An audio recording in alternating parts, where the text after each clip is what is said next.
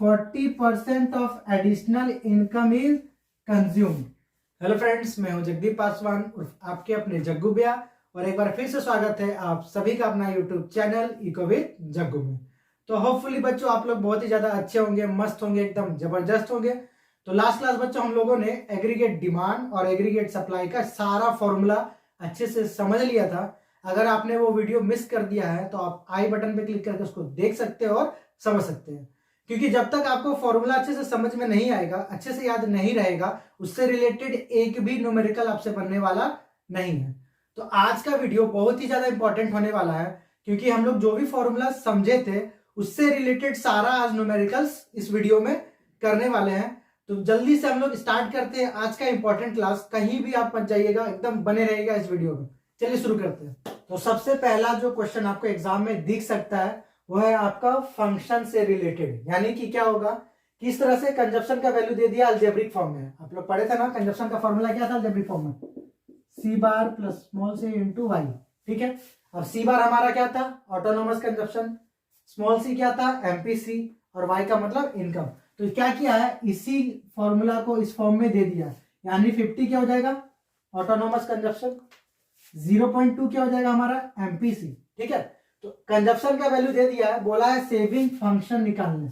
याद रखेंगे एग्जाम में जब भी फंक्शन दिखेगा तो आपको इसी फॉर्म में लिख के छोड़ देना, यानी सेविंग का एग्जैक्ट वैल्यू नहीं निकलेगा, ये बस इसी फंक्शनल फॉर्म में रहेगा। तो सबसे पहले आपको पता होना चाहिए कि क्या क्या गिवन है। 50 क्या हो गया, सी बार हो गया 50, 0.2 क्या है स्मॉल सी, जिसको हम लोग क्या बोलते हैं एमपीसी 0.2। अब सेविंग का फंक्शन का फॉर्मूला आपको याद होगा, minus S bar small S into Y. तो सी बार अगर 50 है तो एस बार क्या होगा माइनस सी बार, यानी कि -50।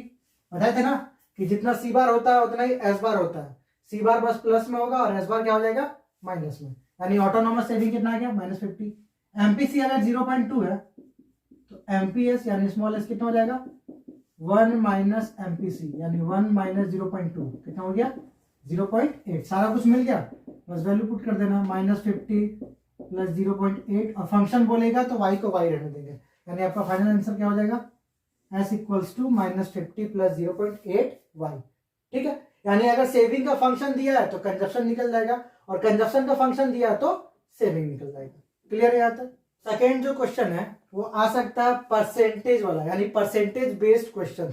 यानी आपके क्वेश्चन में अगर परसेंटेज कहीं पे दिख जाए तब क्वेश्चन को कैसे हम लोग बनाएंगे। ठीक है, पहले ढंग से क्वेश्चन देखिएगा, क्या लिखा है, using the consumption function C equals to C bar plus small C into Y, calculate saving. क्या निकालना है, calculate saving at income of ₹2000 crore. यानी आपको जो जो गिवन रहेगा उसको लिख लो, इनकम कितना दे दिया है 2000 करोड़। ठीक है, if autonomous consumption, autonomous consumption को आपको पता होगा कैसे डिनोट करते हैं हम लोग, सी बार से। कितना दे दिया 150 करोड़। तो ऑटोनोमस कंजप्शन कितना दे दिया 150 करोड़। अब यहां पे ध्यान से समझना, क्या लिखा है 40% of additional income is consumed. Additional यानी कि डेल्टा वाई, याद रखेंगे एडिशनल जब भी दिखेगा, फ्रेश दिखेगा या इंक्रीज दिखेगा तो समझ जाइएगा डेल्टा इनकम है तो वाई। इसका मतलब है जितना भी डेल्टा वाई है उसका 40% क्या कर रहे हैं कंज्यूम कर रहे हैं। तो यहां पे बच्चे फंसते हैं, एकदम सिंपल है, परसेंटेज रहेगा और क्या लगा हुआ है consumed. 40% of additional income is consumed या 20% of additional income is consumed, ऐसे लिखा रहेगा। कंज्यूम्ड लिखेगा तो एमपीसी निकलेगा। कैसे निकलेगा, जितना परसेंटेज है उतना डिवाइडेड बाई 100, यानी कितना हो जाएगा 0.4। अब बोलोगे भैया मान लीजिए यहाँ पे 40% of additional income is saved रहता, तो कंज्यूम्ड है तो एमपीसी निकलेगा, सेव्ड रहेगा तो एमपीएस निकल जाएगा। ठीक है, अब ध्यान से देखिए जरा, बोला है कंजप्शन फंक्शन का यूज करके, तो C equals to C bar small C into Y. C bar कितना मिला 150, स्मॉल सी कितना मिला 0.4, और इनकम कितना है 2000। सॉल्व कीजिए,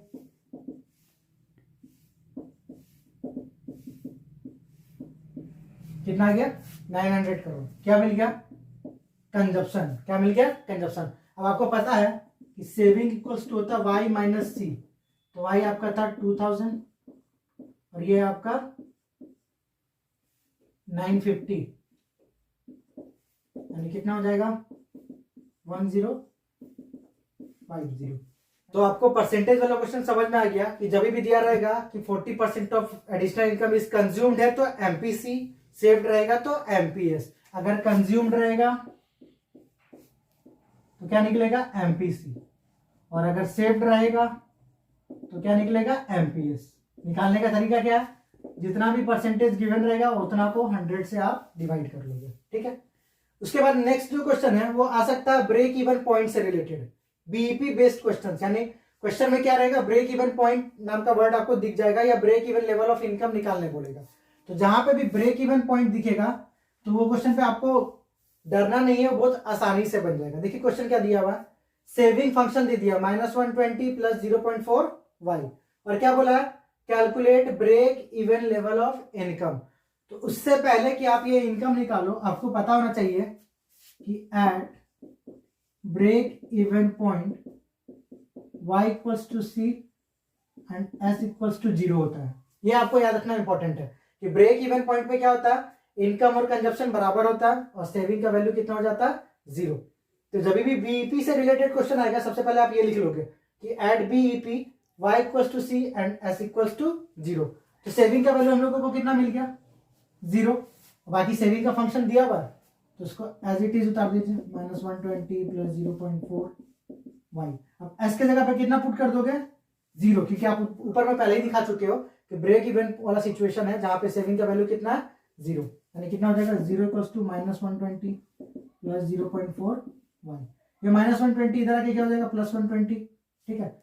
आपको अगर सॉल्व ऐसे करने में दिक्कत होता है तो इसको पहले ही आप हटा लिया करो। तो 0.4 है तो 4/10 2 5, यानी क्या हो जाएगा 5 आ जाएगा इधर इनटू में और 2 आ जाएगा यहाँ डिवाइड में, इसको जाओगे तो 5। इनकम का वैल्यू कितना आ गया 300 करोड़। यही आपका हो गया break even level of income. यानी इस वाले क्वेश्चन में क्या करना है, आपको ये प्रॉपर्टी यूज करना है कि ब्रेक इवन पॉइंट पे y और c बराबर होता और s का वैल्यू 0 होता। जैसे ही s का वैल्यू मिलेगा तो आपको y क्लियर हो जाएगा, ठीक है यहां तक। तो ब्रेक इवन वाला क्वेश्चन समझने के बाद हम लोग अब बढ़ते हैं नेक्स्ट पैटर्न पे। उसके बाद आपको दिखेगा इंटरसेप्ट वाला क्वेश्चन, मतलब आपके क्वेश्चन में कहीं भी अगर ये वर्ड दिख जाए, कौन सा इंटरसेप्ट, तब कैसे बनाएंगे। ध्यान से देखिए क्वेश्चन क्या है, क्या लिखा है, the saving curve makes an intercept. कौन काट रहा है, सेविंग कर्व। तो saving curve makes an intercept of ₹40 crore on the negative Y axis. यानी जो सेविंग कर्व है वो नेगेटिव वाई एक्सिस को 40 करोड़ पे क्या कर रहा है, कट कर रहा है। आपको ये वर्ड पकड़ के चलना है, इंटरसेप्ट। यानी यहां पे क्या लिखा है, सेविंग कर्व इंटरसेप्ट। तो याद रखेंगे अगर सेविंग इंटरसेप्ट करेगा तो उसको एस बार बोलते हैं, और अगर कंजप्शन इंटरसेप्ट करता तो सी बार बोलेंगे। यानी सेविंग कर्व अगर इंटरसेप्ट कर रहा है तो उसको ऑटोनोमस सेविंग बोलेंगे, अगर कंजप्शन कर्व इंटरसेप्ट करेगा तो उसको ऑटोनोमस कंजप्शन बोलेंगे। पहला बात ये। दूसरा बात, अगर सेविंग कर्व इंटरसेप्ट करेगा तो वैल्यू आएगा माइनस में, यानी जो 40 करोड़ है कितना हो जाएगा -40 करोड़। और कंजप्शन कर्व अगर इंटरसेप्ट करता तो हो जाता प्लस में। क्लियर है।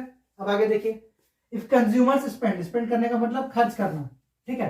तो कंज्यूमर क्या कर रहा है, 60% ऑफ एडिशनल इनकम को खर्च कर दे रहा है, यानी कंज्यूम कर रहा है। अभी जस्ट हम लोग पढ़े थे कि अगर कंज्यूम दिया रहेगा तो एमपीसी निकलेगा और सेव रहता तो एमपीएस, यानी 60% क्या कर रहा है, कंज्यूम कर रहा है। तो कैसे निकालेंगे, जितना दिया है उतना डिवाइडेड बाई 100, तो 0.6, यानी एस बार मिल गया, एमपीसी मिल गया। क्या निकालना हम लोगों को, सेविंग फंक्शन और कंजप्शन फंक्शन। तो अब सेविंग फंक्शन का आपको पता है कि एस का फॉर्मूला क्या होता है, S bar small S into Y. तो एस बार मिल गया हम लोगों को -40, अब स्मॉल एस यानी कि एमपीएस। तो एमपीएस कैसे निकालेंगे, एमपीसी तो आप निकाल चुके हो, 1 माइनस एमपीसी यानी 1 माइनस 0.6 कितना हो जाएगा 0.4। तो -40 प्लस 0.4 वाई, ये हो गया आपका सेविंग फंक्शन, ठीक है। अब यह निकालना कंजप्शन फंक्शन। तो अगर एस बार -40 है तो सी बार कितना हो जाएगा +40, तो सी bar small C into Y, तो 40 प्लस स्मॉल सी यानी कि एमपीसी कितना मिला 0.6 इंटू 1, तो मिल गया कंजप्शन फंक्शन। तो इसमें समझने वाला चीज क्या है कि अगर सेविंग इंटरसेप्ट करेगा तो उसको हम लोग ऑटोनोमस सेविंग बोलते हैं, यानी एस बार, और जो भी वैल्यू आएगा वो माइनस में रहेगा। अगर कंजप्शन इंटरसेप्ट करेगा तो उसको हम लोग बोलेंगे ऑटोनोमस कंजप्शन यानी सी बार, और वैल्यू रहेगा प्लस में। यानी इंटरसेप्ट अगर दिखा तो समझ जाइएगा या तो एस बार है या तो सी बार है। क्लियर है यहां तक? तो बढ़ते हैं अब हम लोग नेक्स्ट पैटर्न की तरफ। नेक्स्ट जो क्वेश्चन आ सकता है वो टाइम्स बेस्ड। ठीक है, कैसे दिया रहेगा? क्या लिखा? इफ एमपीसी इज 4 टाइम्स, क्या है? If MPC is 4 times MPS. तो एकदम सिंपल है, देखो इसका इक्वेशन बनाना आज के बाद से आपको डिफिकल्ट नहीं लगेगा। ध्यान से देखिए क्या लिखा? एमपीसी इज है तो इक्वल, 4 है तो 4 टाइम्स यानी इनटू, तो एमपीसी इज 4 टाइम्स एमपीएस, ये बन गया इक्वेशन। एमपीसी का वैल्यू क्या है?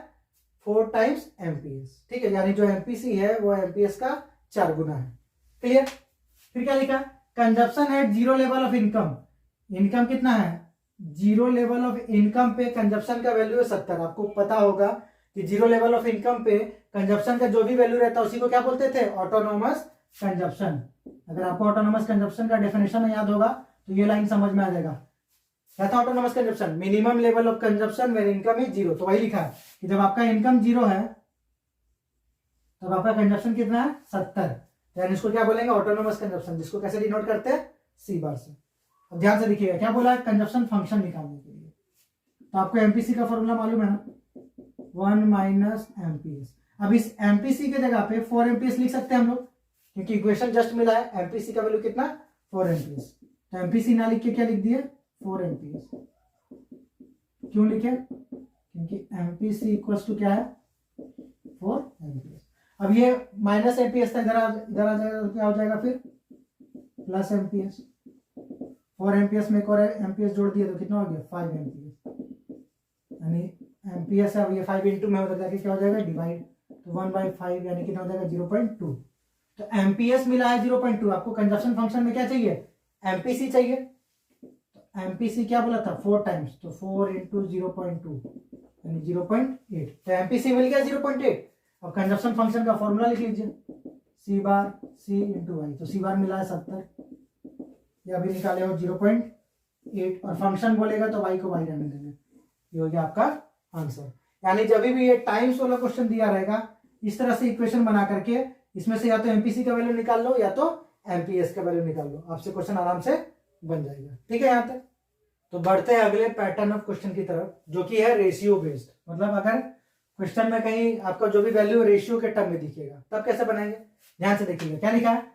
Consumption curve makes an intercept. अभी जस्ट बताए थे, इंटरसेप्ट वर्ड दिखा तो समझ जाइएगा या तो ऑटोनोमस कंजप्शन निकलेगा या तो ऑटोनोमस सेविंग। तो क्या है? कंजप्शन कर्व इंटरसेप्ट कर रहा है, तो अगर कंजप्शन इंटरसेप्ट करेगा तो उसको बोलते हैं सी बार। तो कितना दिया है? 60 करोड़। ठीक है, अब ध्यान से देखिएगा यहाँ एमपीसी और एमपीएस का जो वैल्यू है रेशियो के टर्म में क्या गिवन है? एमपीसी इज टू एमपीएस कितना दे दिया? 1:3। ठीक है, अब क्या बोला? कंजप्शन फंक्शन निकालने। तो फंक्शन जब भी बोलेगा तो आपको फॉर्मूला याद रखना। आपको पता ना कि क्या चाहिए? सी बार चाहिए, स्मॉल सी चाहिए और वाई। तो सी बार तो मिल गया 60, स्मॉल सी यानी एमपीसी चाहिए। तो इसमें से क्या करेंगे? अब हम लोग एमपीसी का वैल्यू निकालेंगे। तो कैसे निकालेंगे? एमपीसी का कितना हिस्सा है? ये 1, और नीचे में क्या करते हैं? दोनों का टोटल 1/4। तो 1/4 का वैल्यू कितना हो जाएगा? 0.25। ठीक है, बस इसको पुट कर देना। यानी सिंपल सा चीज है, जब भी इस तरह से रेशियो के टर्म में देगा तो दोनों में से किसी भी एक का वैल्यू निकाल लीजिएगा, और फॉर्मूला में अगर कंजप्शन फंक्शन बोला है तो एमपीसी बिठा देना। यही अगर बोलता सेविंग फंक्शन तो क्या होता है? S bar small S into, तो सी बार 60 है तो एस बार क्या हो जाएगा? -60। अब इसमें अगर एमपीएस का निकालने जाए हम लोग तो 3/4 यानी कि 0.75, 0.75, और फंक्शन बोलेगा तो वाई को वाई रहने देंगे। ठीक है यहां तक। तो एपीसी और एमपीएस या फिर कंजप्शन फंक्शन या सेविंग फंक्शन से रिलेटेड सारा न्यूमेरिकल हम लोग समझ चुके हैं। अब थोड़ा बढ़ते हैं हम लोग इन्वेस्टमेंट मल्टीप्लायर का न्यूमेरिकल से रिलेटेड, इसको आपको पता है कि के से डिनोट करते हैं। अब इन्वेस्टमेंट, आपको पीछे वाला पैटर्न अगर समझ में आ गया ना तो इन्वेस्टमेंट मल्टीप्लायर बहुत आराम से बनेगा। आपको फॉर्मूला याद होगा, के का टोटल 3 फॉर्मूला था, delta Y upon delta I, एक था 1/1 माइनस एमपीसी और एक था 1/एमपीएस। बस ये आपको समझ में आना चाहिए और याद रहना चाहिए। अब ध्यान से देखिए, पहला क्वेश्चन क्या है, calculate the value of multiplier, यानी के निकालना है if the entire increase in income is saved. कभी भी इंक्रीज लिखा रहे या एडिशनल लिखा रहे, ठीक है, तो आपको ये चीज समझ जाना है कि ये इनकम नहीं है, डेल्टा वाई है। यानी क्या बोल रहा है कि जितना भी डेल्टा वाई हो रहा है पूरा का पूरा क्या कर ले रहे हो, एस कर ले रहे हैं। तो एक बात याद रखिएगा, डेल्टा का पोर्शन हमेशा हम लोग डेल्टा ही करते हैं। यानी यहाँ पे बोल सकते हैं कि डेल्टा एस इक्वल्स टू क्या हो जाएगा, डेल्टा वाई। ये हो गया आपका equation. Entire increase in income is saved लिखा है, सेव्ड रहेगा तो delta S equals to delta Y, consumed रहता तो delta C equals to delta Y. ठीक है, अब बोलोगे कि भैया यहाँ पे तो कोई वैल्यू ही नहीं दिया है तो के कैसा निकलेगा, तो आपको क्या करना है, फॉर्मूला को दिमाग में घुमाना। पहला delta Y by delta I, तो डेल्टा आई तो दिया नहीं है यानी इससे बनेगा नहीं। दूसरा क्या, 1/1 माइनस एमपीसी, तो इससे बन सकता बट अभी एमपीसी गिवन नहीं तो उसको भी इग्नोर करते हैं। अब क्या है, के इक्वल्स टू 1/एमपीएस, अगर हम लोग एमपीएस निकाल ले तब के मिल जाएगा और के मिल गया तब हम लोगों को क्या हो जाएगा, और के ही निकालना हम लोगों को, है ना। तो ध्यान से देखिएगा जरा, एमपीएस का फॉर्मूला क्या है, delta S upon delta Y. अभी साफ साफ लिखा है कि जितना भी इंक्रीज इन इनकम है उसको क्या कर ले रहे हैं, सेव कर ले रहे हैं। यानी delta S equals to delta Y, यानी कि हम लोग इस डेल्टा एस की जगह पे डेल्टा वाई लिख सकते हैं क्या, क्यों, क्योंकि इक्वेशन ही है हमारा delta S equals to delta Y question के अकॉर्डिंग। तो डेल्टा वाई कैंसल आउट, तो एमपीएस का वैल्यू कितना मिल गया, 1। अब जैसे ही एमपीएस मिल गया तो के इक्वल्स टू 1 अपॉन एमपीएस, 1/1, यानी आंसर कितना हो जाएगा, 1। यानी याद रखिएगा, कभी भी डेल्टा एस और डेल्टा वाई अगर इक्वल होगा तो के का वैल्यू कितना आएगा, 1। क्लियर है यहां तक। सेकेंड क्वेश्चन, इस क्वेश्चन में ना लगभग 99% बच्चे गलती कर बैठते हैं। ठीक है, ध्यान से देखिए गलती आप कहां करोगे। क्या लिखा है इक्वेशन, देखिए ध्यान से, an increase in investment by ₹5,000 crore. Increase लिखा रहा है, एडिशनल लिखा रहा है, मतलब डेल्टा, तो डेल्टा आई कितना दे दिया, 5,000 करोड़। कहीं भी बाई अगर दिखेगा समझ जाएगा वो क्या है, डेल्टा। ठीक है, तो डेल्टा आई कितना दे दिया, 5,000 crore. Leads to increase in national income which is 4 times more than increase in investment. अब ध्यान से इक्वेशन बनाएंगे, क्या लिखा है, इंक्रीज इन नेशनल इनकम यानी डेल्टा वाई इज है तो इक्वल्स टू 4 है तो 4 times, फिर क्या लिखा, more than increase in investment. अब ध्यान रखिएगा, बोर्ड में क्या करेगा, delta Y is equal to 4 times delta I लिख देगा। बट आपको एक बात ध्यान रखना है, क्या लगा हुआ, मोर लगा हुआ है।